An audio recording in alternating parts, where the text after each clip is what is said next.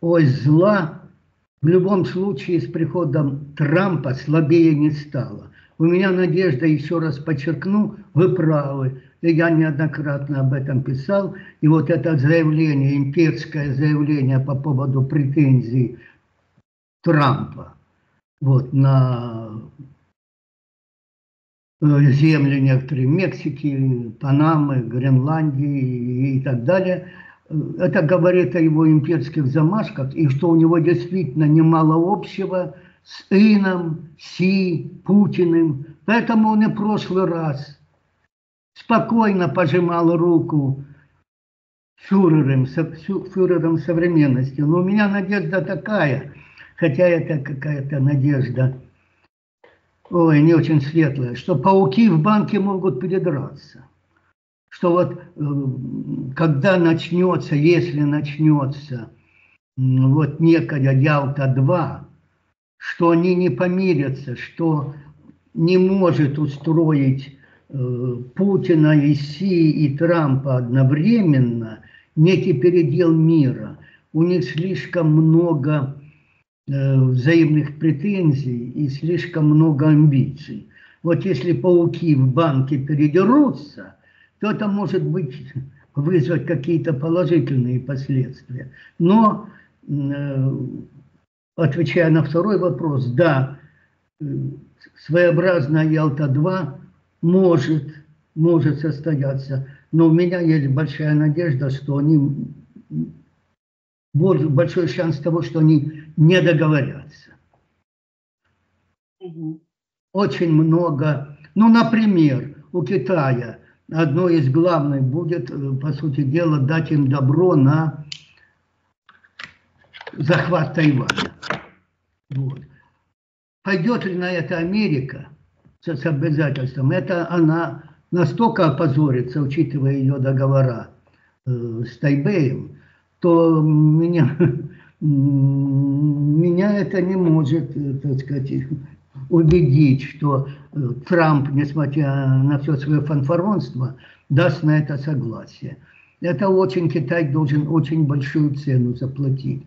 А Трамп может быть очень плохой политик, но он делец, он деляга, и он должен максимальную цену за это запросить. А согласен ли будет заплатить такую цену Си? Сомневаюсь. Вот. Поэтому хочется все-таки, чтобы весь этот дележ как можно в меньшей степени коснулся Украины, хотя без Украины такой дележ произойти не может, в принципе. Я вот хочу процитировать. Китай приветствует намерение президента США Трампа завершить украинский кризис. Меня вот это бесит. Украинский кризис. Пекин продолжит способствовать переговорам и готов поддержать связь с другими сторонами. Дело в том, что это РБК Украины сообщает. Дело в том, что товарищ Трамп уже обратился к Си с таким предложением помочь завершить войну в Украине. Но дело в том, что фактически Китай – основа экономической мощи России сегодня. И Китай стоит за Россией. И Китай является, как кто-то грамотно сказал, тылом современной России. Без Китая не обошла бы она санкции. Без Китая не могла бы Россия эффективно воевать против Украины. Хотя бы потому, что Китай – это фактически вассал и Северной Кореи в том числе, и России. Но Трамп на это рассчитывает. Вот что вы на это скажете? Он рассчитывает, что ему Китай поможет закончить войну и выполнить тем самым свое предвыборное обещание. Раньше Трамп говорил, что за 1 день, теперь за 100 дней собирается завершить войну. Вот что вы об этом думаете? Ну, что я могу сказать? Китай, как и Россия, тоталитарное государство. Даже Россия больше, если так уже строго научно, больше авторитарная, но учитывая все современные реалии, Россия менее тоталитарна, чем Китай. Но это два сапога пара. И, конечно,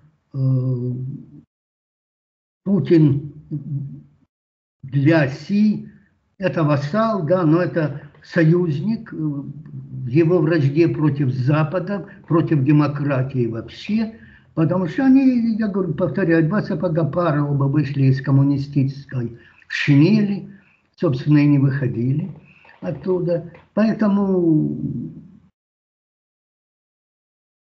Китай не может не поддерживать Россию, Китай не может не воевать против западной демократии. Для Китая каждая новая победа, ну скажем, условно, коллективного Запада, это проигрыш, это проигрыш.